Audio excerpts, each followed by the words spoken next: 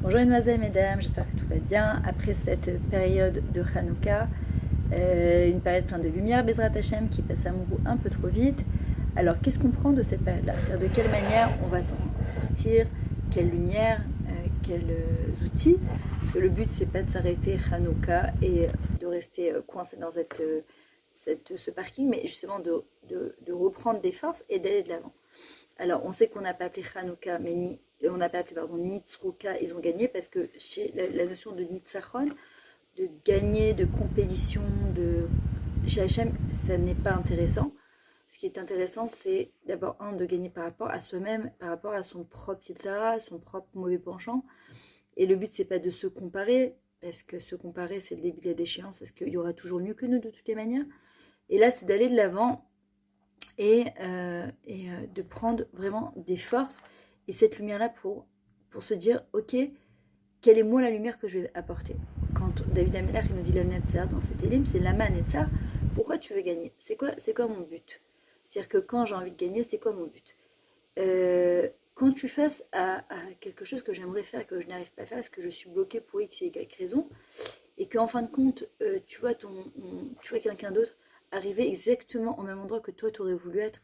Il y a deux manières en général de réagir, c'est soit se dire, ça m'énerve pourquoi elle fait quelque chose que moi j'aurais pu faire et que je ne fais pas. Elle a pris ma place quelque part, or il y a de la place pour tout le monde, c'est une question de foi. Hachem, de toute façon, il n'y a aucune chose qu'on fait qui est complètement originale, d'accord, originelle, puisque c'est toujours pompé de quelque chose déjà d'existant. Il n'y a que Hachem qui a créé le monde du N, du rien, du néant. Donc c'est juste, c'est pas qu'on fait du plagiat, c'est que on prend quelque chose qui existe, on va apporter notre petite touche à nous personnelle, et c'est ça qui est important. Ou bien, c'est se dire, s'encourageant en se disant, mais si elle l'a fait ou il l'a fait, c'est que moi aussi, je peux le faire. C'est faisable et c'est jouable. Et le but, en fait, c'est de nous encourager à faire quelque chose qu'on est en mesure de faire et pas se dire, non, je ne pourrais pas. Le problème, c'est que quand on ne fait pas ce qu'on a à faire, eh ben, ça crée des frustrations. Les Maccabim, par exemple, quand ils sont sortis, ils ont lutté. Ils ne savaient pas qu'ils étaient capables face à ces Grecs qui leur mettaient tellement de pression et tellement de tension. Ils ne pensaient pas être capables de faire ce qu'ils ont fait.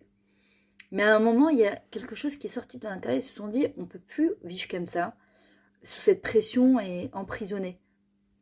Donc de toute façon, c'est à la vie ou à la mort, mais en tout cas, de toutes les manières, on est mort avant d'avoir commencé à vivre, donc autant essayer de vraiment vivre. Et en fait, parfois, on est exactement dans cette dynamique, on ne se rend pas compte, c'est que on est, qu'on appelle ça, on vit des choses parfois et qu'on se dit, c'est plus possible.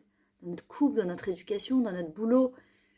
En vrai, Akadosh Baruch Hu, il nous dit, ok, alors, dans ce balagan, où tu vas trouver ta fiole d'huile, où tu vas reprendre des forces, ou de quelle manière tu vas aller de l'avant, et de se dire que justement, dans cette obscurité-là, en fait, on n'est jamais autant plus proche d'Hachem. On aimerait bien être proche d'Akadosh Baruch Hu, comme dit David Ameller, qui revêt Elohim Litov, la proximité avec Hachem, elle est bonne pour moi.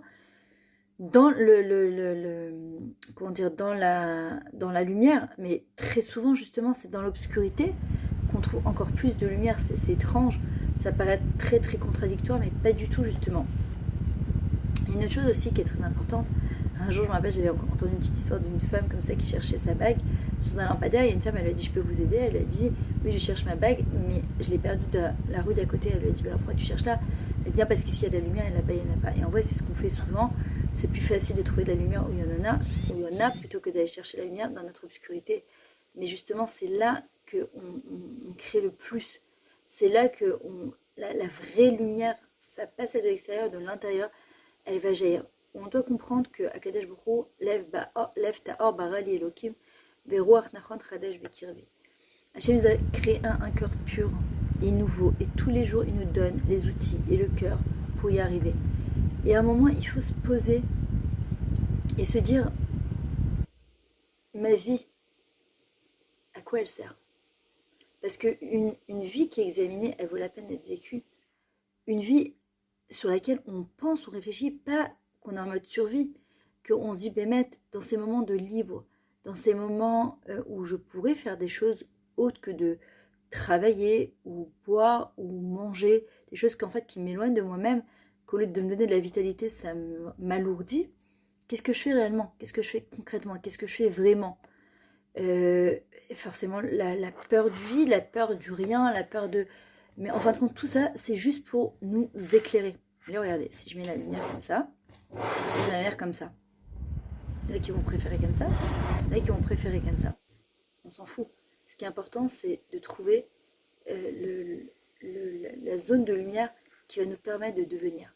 Vous savez, quand un enfant est né, pas tous les enfants qui naissent sont beaux.